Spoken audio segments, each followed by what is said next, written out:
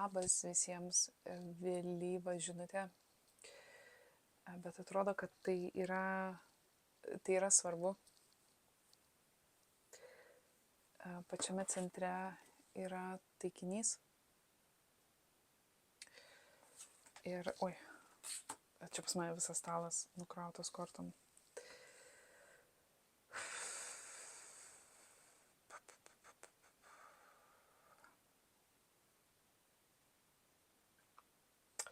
Okay. Atrodo, kad kažkas pagavo konspiraciją ir tai primena truputį tyrėją, kuris bandytų gaudyti iš kažkokių pasakojimų, iš kažkokių smulkių detalių, bandytų gaudyti, ateiti iki konflikto ašies, atrasti šaknį, atrasti konflikto ašį. Ir aš nežinau, nuo ko pradėti. Gerai. Taikinys. Taikinys iškrito atsidavimas, sporto žmogus, nepavyko. Taikinys yra žmogus, kuris galbūt buvo susijęs su sportu arba turi savo aplinkoje sporto žmogų. Kad ir kam buvo vaizduojamas atsidavimas, tai netikra arba tai nepavyko. Tai gali būti žmogus, kuris labai, labai vaizdavo atsidavimą. Jis vaizdavo, koks jis yra atsidavęs, bet tai nepavyko. Kas konkrečiai nepavyko su šituo žmogumi? Iškrito falsifikuota, religiniai faktoriai, taurus elnias ir ne savo vietoj. Kas nepavyko, tai ką ir sakiau, taurusis elnias yra ištikimybė, atsidavimas. Religiniai faktoriai kalba apie religingumą, apie normatyvo laikymasi, vertybės. Ir visa tai yra falsifikuota iš šito žmogaus pusės. Jis yra ne savo vietoj. Taip pat prie šito žmogaus krenta žavesys ir melas. Tai gali būti šarmingas žmogus, tai gali būti labai išvaizdus, tai panašu į vyrą. Tai gali būti labai išvaizdus vyriškis, kuris naudoja savo šarmą, kad apgauti žmones. Taip pat krenta 10 kalavijų, 5 monetos, mėnuo ir kalavijų karalius. Tai gali būti vėžys arba vandenis, oro ženklo vyriška energija. Šitas žmogus slepia, kad galbūt jam fortūna nusisuko, jis neturi pajamų arba yra patyręs didžiulius nuostolius, galbūt jisai išgyvena labai kažkokį atstūmimą iš bendruomenės arba jis nujaučia, kad tas rezultatas artėja.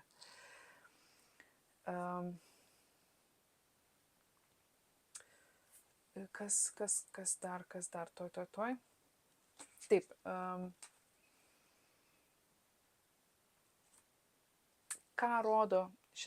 Ką turėtų parodyti šita situacija su šitu žmogumi? Mes turime tame pačiame mieste šviesių bruožų, organizuota ir liūdesys. Greičiausiai tai turėtų atskleisti, kad tame pačiame mieste, kuriame šitas žmogus yra, buvo organizuotas kažkoks nusivylimas kažkokiam kitam žmogui. Gali būti, kad tas žmogus, kuriam tai buvo bandoma taikyti, yra šviesių bruožų, arba tas, kas tai konspiravo, yra šviesių bruožų. Ir čia ir yra, man atrodo, visa ašis, kad tai, kas buvo daryta, tai buvo organizuota. Tai nėra nuomonių skirtumai, tai nėra, kad kažkam kažkas nepatiko ir tiesiog kažkas apkalbėjo kažką ir pasistengė, kad kažkas kitas turėtų blogą nuomonę apie tą žmogų. Ne, tai buvo organizuota ir tame dalyvavo bent keli žmonės. Kas dabar vyksta su šitu žmogumi? Šitas žmogus yra taikinyje. Ir to mes prieisim prie kitos pusės. Kas vyksta dabar su šitu žmogumi, kuris bando slėpti savo išgyvenimus? Tai pagalba, kova ir kerštauja. Gali būti, kad šitas žmogus dabar bando ieškoti pagalbos. Gali būti, kad jis bando ieškoti pagalbos netgi pas tą patį žmogų, kurį buvo bandoma kažkaip ištrinti. Bet man atrodo, kad jis samdo kažką. Taip atrodė. Gali būti, kad samdo, gali būti, kad šalia jo stojasi moteris, kuri jam padeda, jį dengia, nes turime vėl tą patį kalavijų karalių, kuris yra oro vyriška energija, ir šalia turime imperatorienę. Tai gali būti turtinga moteris, kuri dengia jį, jam padeda.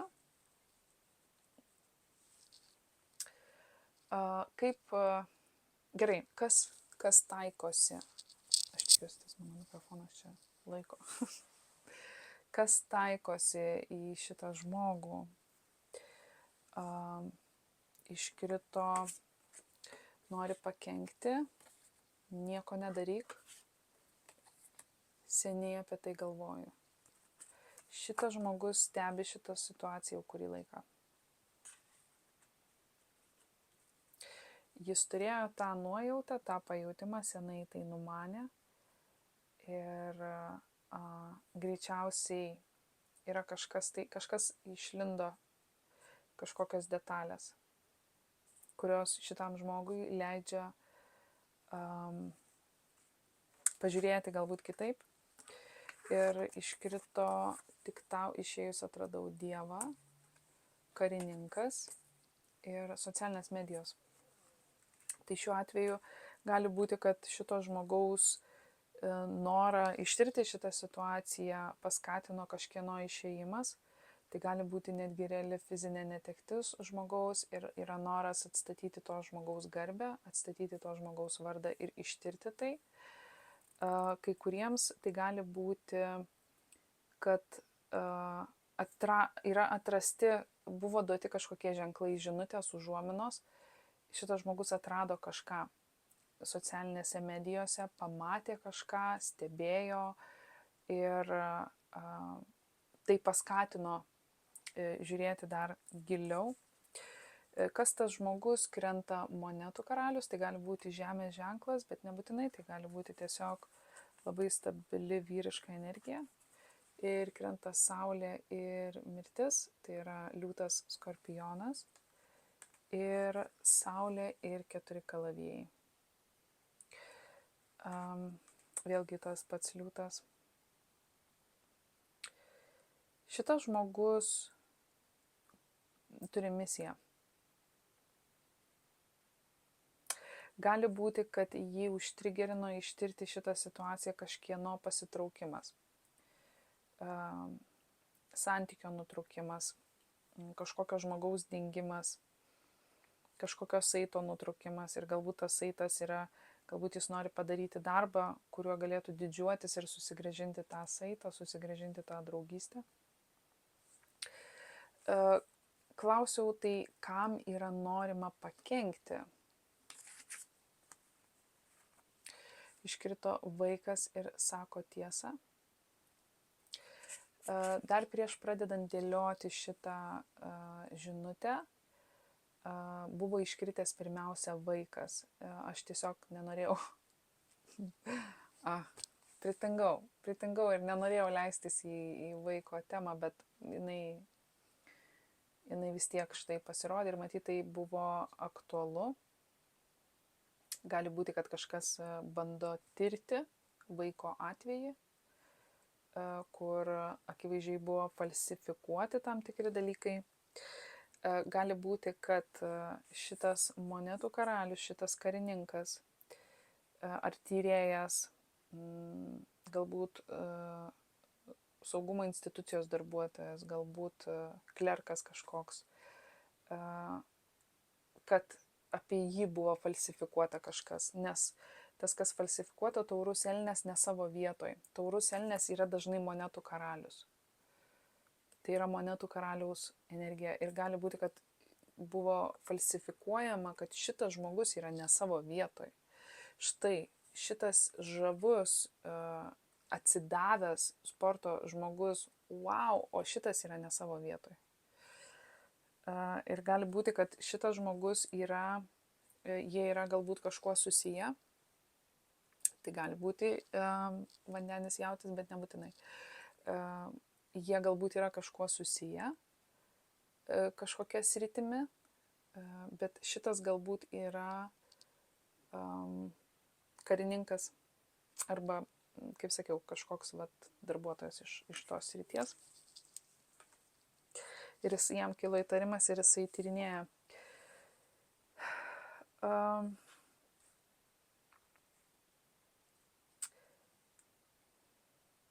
Kam norima pakenkti, dar krito fortūnos ratas. Tai gali būti kažkieno fortūna, tai gali būti pinigai, tai gali būti kažkieno likimui, norima pakenkti kažkieno likimui.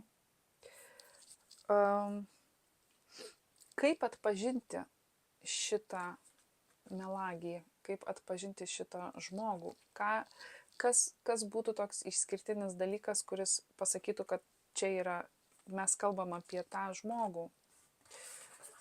Iškrito puola įsigyti kelionę. Gali būti, kad šitas žmogus nesenai labai greitai įsigijo kelionę. Gali būti, kad jisai labai greitai dingo iš scenos, pasitraukė iš erdvės, nori bėgti. Pagal šitą faktorių galit nuspėti, kad greičiausiai tas žmogus bėga, ieško pagalbos. Kažkas labai greitai to žmogaus gyvenime vyksta, kažkoks kontraktas, greitai įsigyta kelionė, dingstam.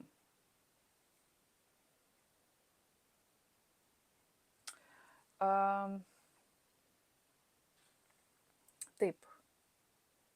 Kas yra svarbu šitoje situacijoje? Ką reikėtų žinoti? Nusamdė sargybą. Kas čia? Gera moteris. Laimingas bilietas.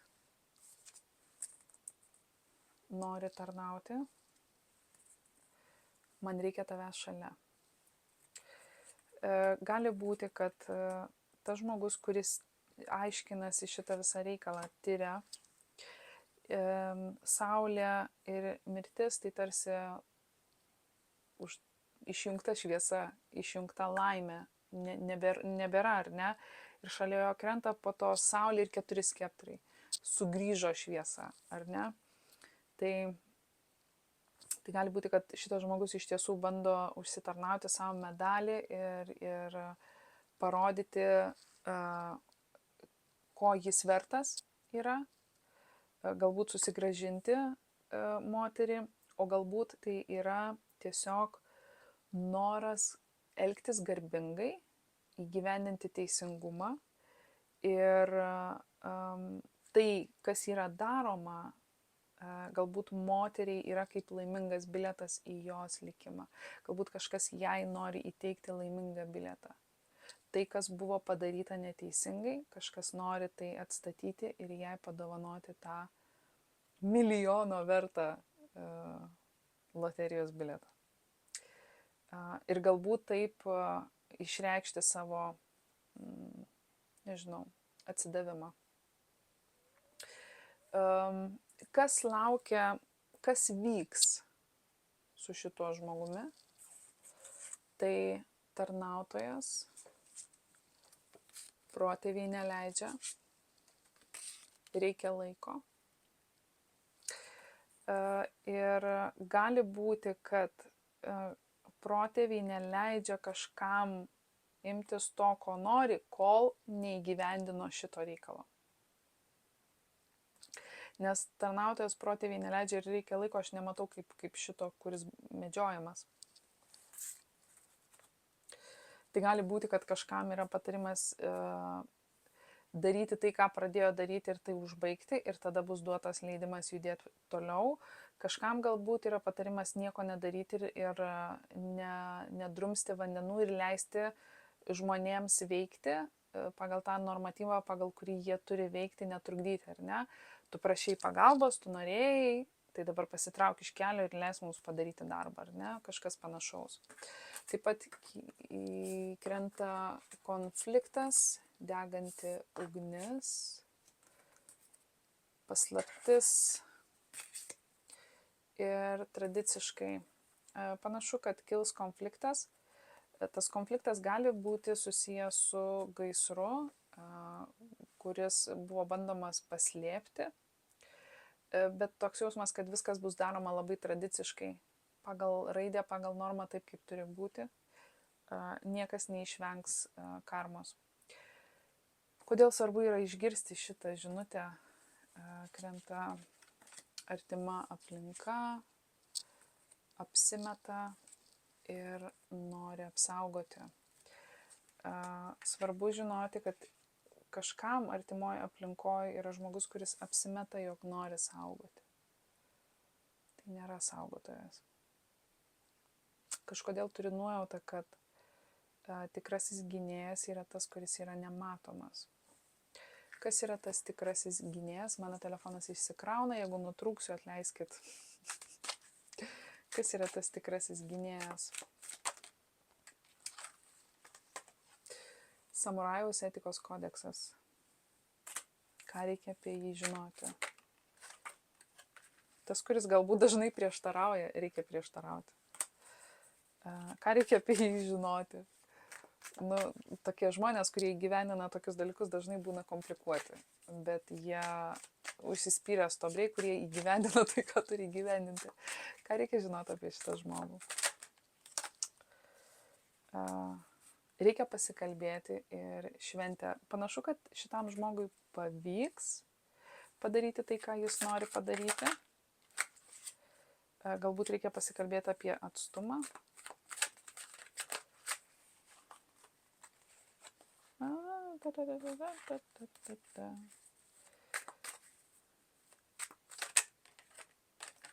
Tai gali būti išvaizdus žmogus, žavus likimas. Kaupia drąsą, planuoja.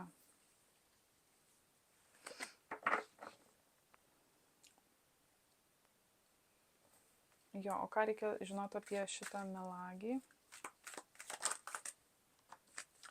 Ką reikia žinoti apie šitą melagį?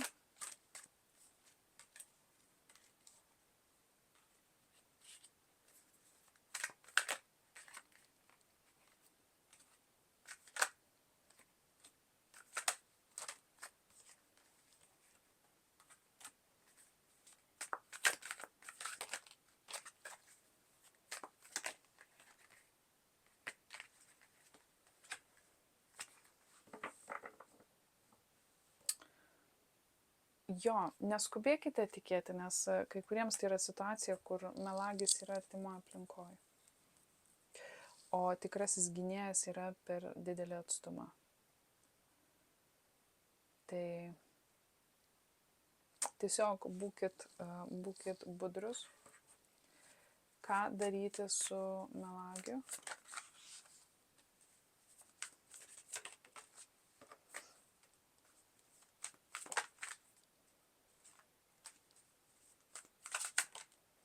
Nieko nedaryti. Viskas natūraliai savaime dėliosis. Kalbėti tiesą. Gali būti, kad kažkas bandys kalbėti tiesą ir bandys truputį keisti frontą, kažkaip gal atsiprašyti ten ar dar kažkaip ir kad toks jausmas, kad vis tiek viskas vyks taip, kaip turi vykti tradiciškai. Ką reikia žinoti apie šitą gynėją?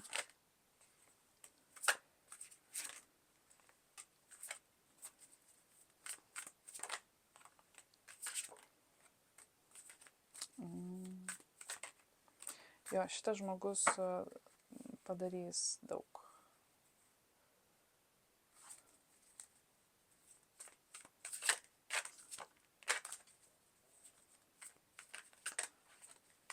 Kai kuriems tai gali būti du žmonės, kurie kovos dėl vienos moters, nes jų įsitikinimu tai yra laimingas bilietas. Vienam iš jų protėviai neleidžia. Ir tai turėtų jaustis labai labai akivaizdžiai. Vienas iš jų kaupia drąsą ir tai gali būti praeities žmogus, su kuriuo turėtas kažkoks kontaktas. Nesu tikra, ar tai yra turėtas santykis, bet kontaktas kažkoks buvo. Kitas iš jų, vienas gali būti karininkas, kitas gali būti tarnautojas. Kitas iš jų yra labiau galbūt manipuliuojantis ir galbūt žinantis, kad yra kita opcija ir bandantis užbėgti už akių. Tai bet kokiu atveju labai aiškiai pasimatys. Todėl, kad vienas yra tas, kuriam yra atviras kelias, o kitas yra tas, kuriam yra vartai uždaryti. Ir vienas tarsi stovi prie atvirų vartų ir kaupia drąsą žengti per juos, o kitas stovi prie uždarytų vartų ir bando visom įmanomom priemonėm juos perlipti. Tai visgi yra labai, labai skirtinga energija, ar ne? Jeigu tai yra kažkokia konspiracija, kurią bandoma išsiaiškinti, ištirti, ir yra kažkas medžiojama, akivaizdu, kad tai pavyks. Galbūt pagrindinė žinutė, kad tai yra žmogus, kuris galbūt susijęs su sporto sfera, kuris bando falsifikuoti kažkieno vaidmenį. Visai nesenai įsigijo kelionę. Jis organizavo kažką tame pačiame mieste kaip ir auka. Auka, aš taip kalbu labai taip, tas terminas, bet aš nežinau, kaip kitaip pasakyti, organizuotas tas liūdesys buvo tas nusivylimas, kurį buvo bandoma sukelti kažkam ir greičiausiai tai yra moteris. Galbūt reikia atkreipti dėmesį į tai, ką vaikas sako, nes vaikas sako tiesą apie tai, kad kažkas nori pakenkti, arba iš to, ką vaikas sako, pasimatys tam tikros užuominos, kad yra norima pakenkti. Ir tai, kas yra senai galvota apie šitą situaciją, tai yra tiesa. Laukia šventė, gali būti, kad kažkas planuoja šventę ir ketina kažką kviesti, kvieskit.